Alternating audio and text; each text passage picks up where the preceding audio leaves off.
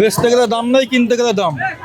বুঝলেন, এখন বর্তমান বাজার অবস্থায় পেঁয়াজ খুব সস্তা, 40 টাকা অন্য জিনিসের তুলনায় আমার কাছে মনে হয়। হ্যাঁ, কিন্তু যেমন দেখা যাচ্ছে একটা শসার দাম করলাম 200 টাকা কেজি চাইলো। নায়াসিনামাইড ও স্যালিসাইলিক সমৃদ্ধ লিলি ফেস ওয়াশ যা ফেসের ডেড স্কিন সেল দূর করে দেয় দ্বিগুণ ফাস্টার ব্রাইটেনিং।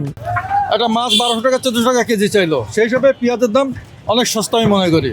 রসুন তো আরও সস্তা, রসুন বোধহয় 80 টাকা কেজি নাকি, আরও সস্তা। কারণ চাষিরা মারা যাচ্ছে, আলু 15 টাকা 100 টাকা কেজি, চাষিরা মারা যাচ্ছে। চাষিদের নিয়ে কেউ চিন্তা করে না, সব বড় বড় কথা বলে বড় বড় লোকদের জন্য, গরিবের জন্য কেউ নাই।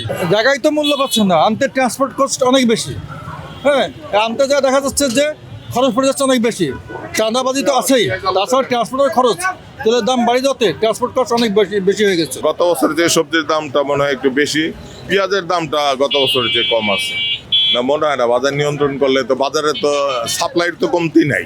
আজকে যদি কোনো একটা জিনিসের সাপ্লাই কমতি থাকতো তাহলে আমি ধরে নিতাম যে সাপ্লাই নেই, এই জন্য দাম বাড়তি। আপনি সাপ্লাই তো অ্যাভেলেবেল এবং সব জায়গায় অ্যাভেলেবেল, এরকম না যে দুই একটা দোকানে আছে আর দুই একটা দোকানে, সব দোকানেই তো অ্যাভেলেবেল।